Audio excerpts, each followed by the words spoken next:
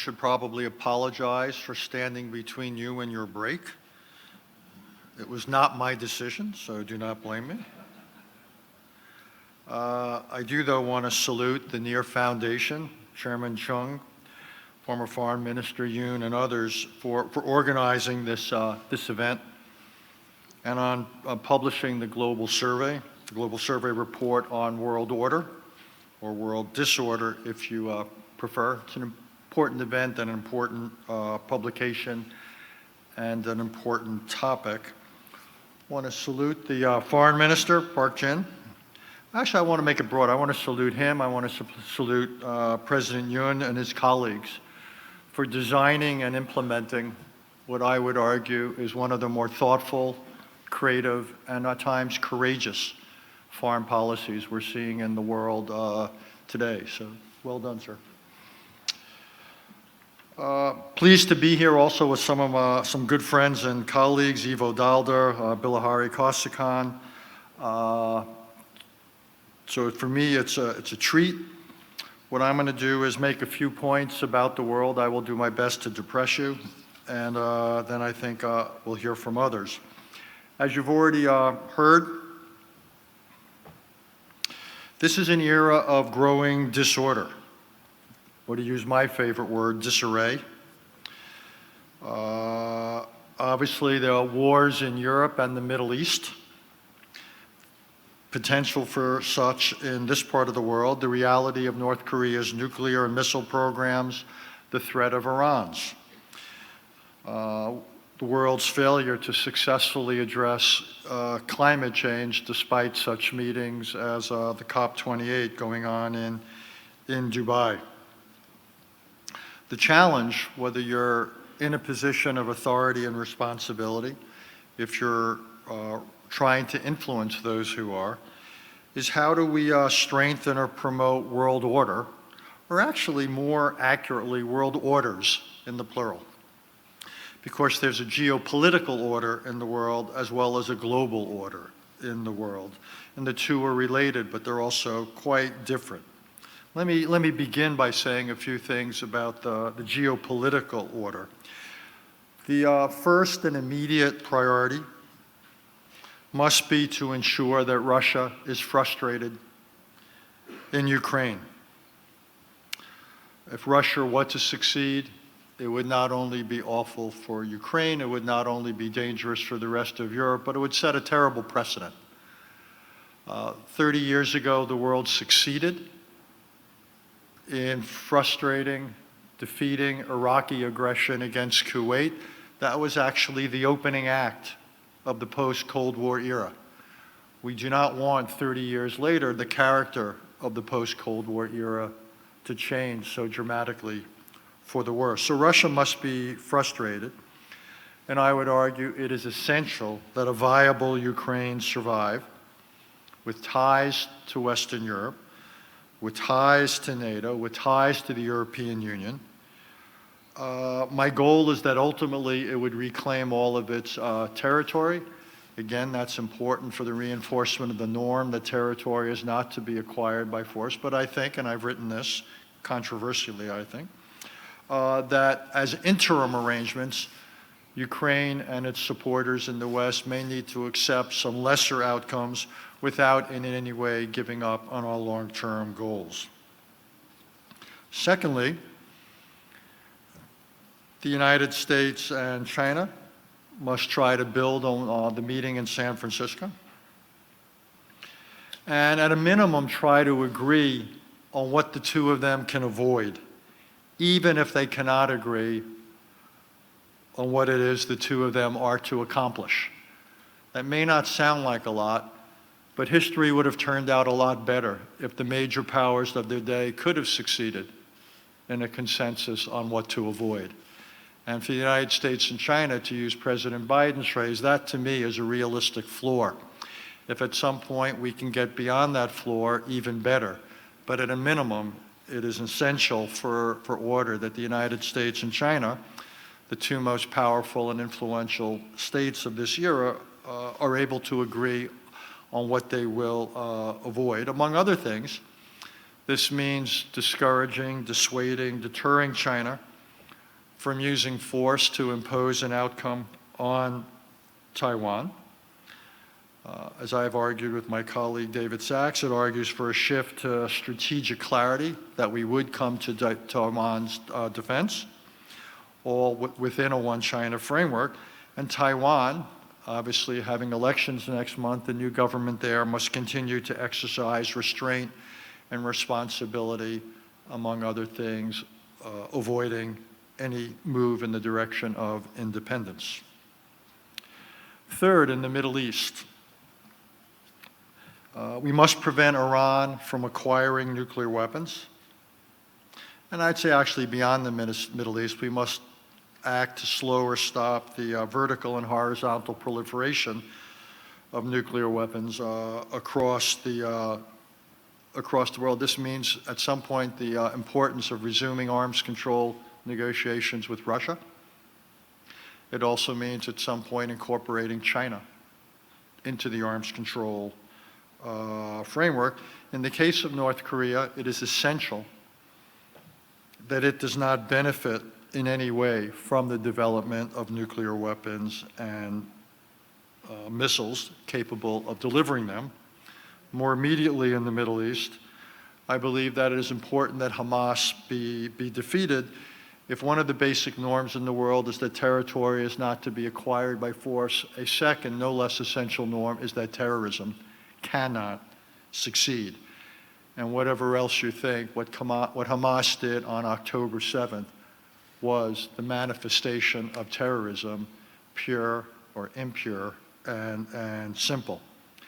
That said, I believe that Israel has the not just obligation, but would be in its own self-interest to use military force in a careful, measured way to distinguish between Hamas and the residents of Gaza, and ultimately not to simply pursue its objectives through the use of military force, no matter how carefully, but there needs to be a political track as well.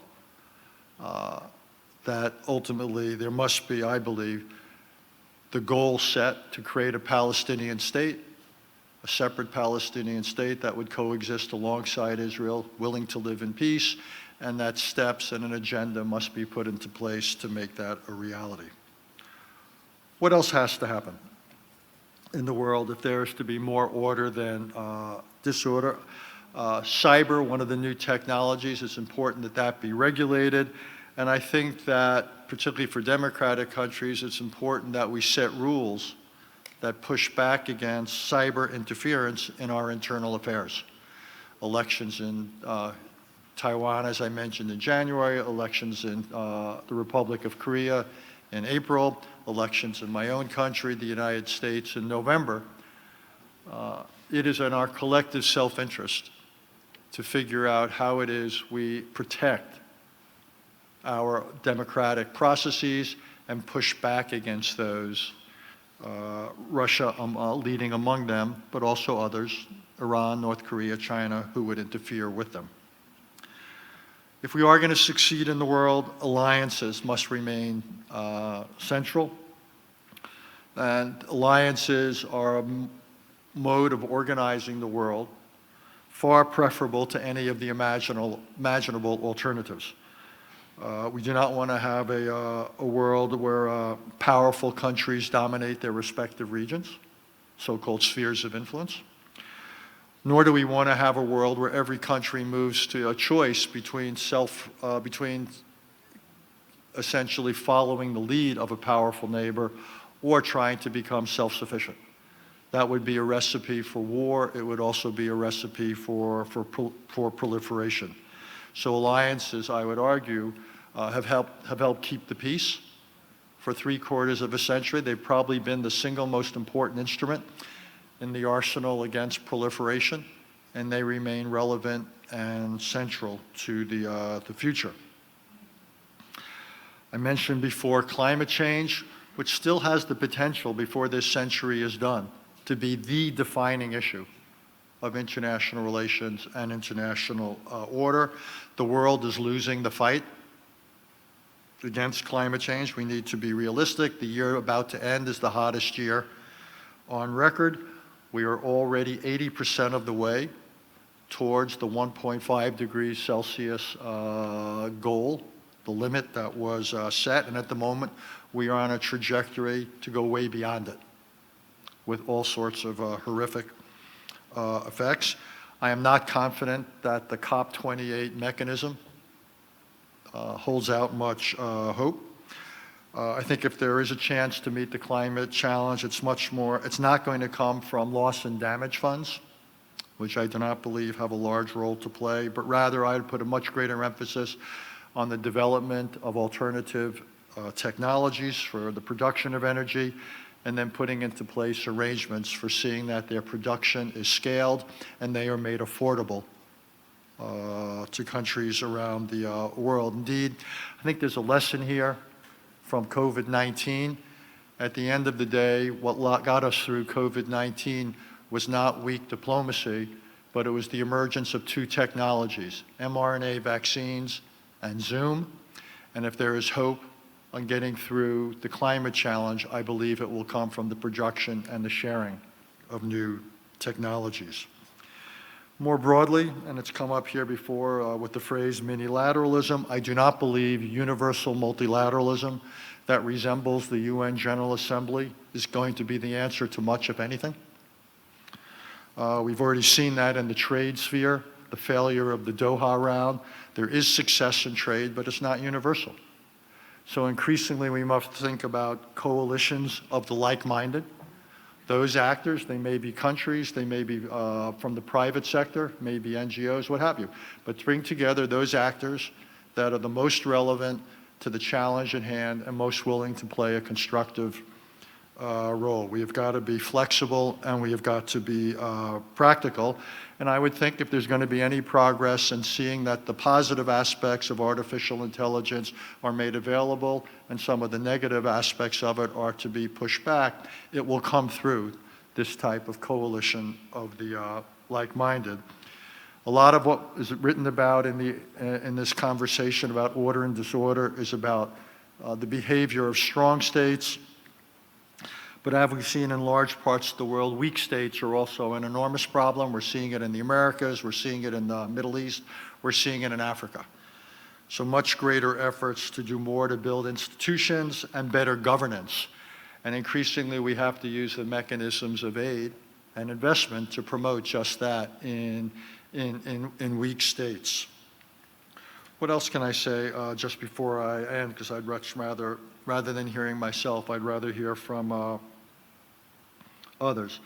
All of what I've said places a large responsibility on my own country, the United States. This is nothing new. For 75 years, the United States has played a large role in the world. We've been more effective than not by acting unilaterally, but by acting in concert with others. And I'm not comfortable saying this, but I think the question has arisen.